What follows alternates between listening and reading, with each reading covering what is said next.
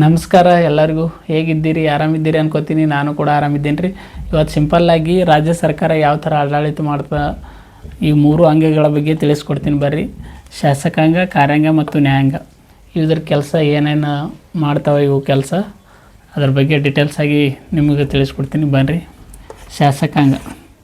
ಶಾಸಕಾಂಗದಾಗ ಯಾರು ಇರ್ತಾರಪ್ಪ ಅಂದ್ರೆ ನಾವು ಆಯ್ಕೆ ಮಾಡಿರುವ MLA ಇರ್ತಾರೆ ರೀ. MLA ಮತ್ತು MLC ರಾಜ್ಯಕ್ಕೆ ಸಂಬಂಧಪಟ್ಟರೆ ಮತ್ತು ಕೇಂದ್ರಕ್ಕೆ ಸಂಬಂಧಪಟ್ಟಿತ್ತಂದ್ರೆ ಇಲ್ಲಿ MP ಮತ್ತು ರಾಜ್ಯಸಭೆ ಸದಸ್ಯರು ಇರ್ತಾರೆ ರೀ.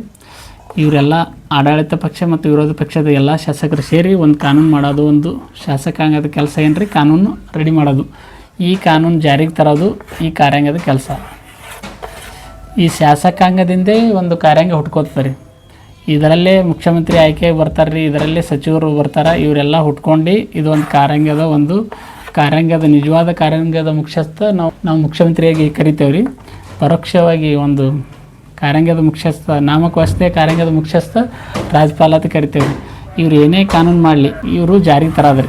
ರಾಜ್ಯದಾಗ ಪ್ರತಿಯೊಬ್ಬ ನಾಗರಿಕರಿಗೆ ಉಚಿತ ಆರೋಗ್ಯ ಸಿಗಬೇಕಾ, ಇದು ಜಾರಿಗೆ ತರಬೇಕು. 10 kg ಅಕ್ಕಿ ನೀಡಬೇಕಾ, ಈ ಕಾನೂನನ್ನು ಜಾರಿಗೆ ತರಬೇಕು.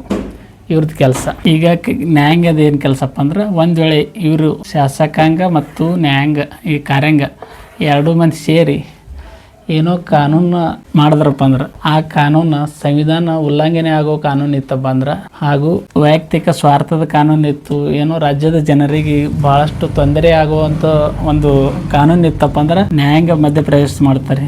ಈಗ ಏನೇ ಒಂದು ಕಾನೂನು ಮಾಡಿದಾಗ ರಾಜ್ಯದ ಜನ ಸಾಮಾನ್ಯವಾಗಿ ಪ್ರತಿಭಟನೆ ಮಾಡ್ತಾರೆ ರೀ.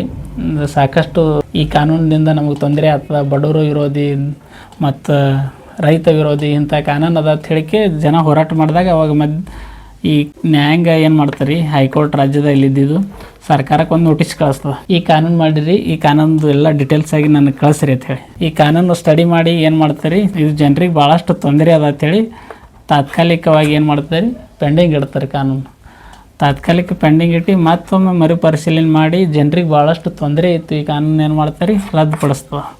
ನ್ಯಾಯಾಂಗದ ಕೆಲಸ ಏನದ ರೀ, ಇದು ಹೈಕೋರ್ಟ್ ಕೆಲಸ. ರಾಜ್ಯ ಸರ್ಕಾರದ ಎಲ್ಲ ಕಾನೂನುಗಳು ರಾಜ್ಯ ಹೈಕೋರ್ಟ್ ಏನು ಮಾಡ್ತಾರೆ, ವೆರಿಫೈ ಮಾಡಿ ನಮ್ಮ ಕಾನೂನು ಕರೆಕ್ಟ್ ಇಲ್ಲ. ಈಗ ರಾಜ್ಯ ಸರ್ಕಾರ ಏನು ಮಾಡ್ತಾರೆ, ಮತ್ತು ಸುಪ್ರೀಂ ಕೋರ್ಟಿಗೆ ಹೋಗ್ತಾರೆ.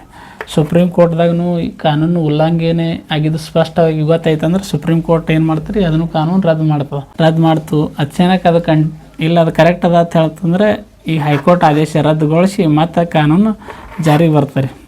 ಹಿಂಗೆ ಕಾನೂನು ಉಲ್ಲಂಘನೆ ಆಗಿರುವ ಯಾವುದೇ ಒಂದು ಪ್ರಕರಣ ಬಳಕೆ ಬತ್ತಪ್ಪ ಅಂದ್ರೆ ಈ ಹೈಕೋರ್ಟ್ ಏನು ಮಾಡ್ತಾರೆ, ರದ್ದುಪಡಿಸ್ತದೆ.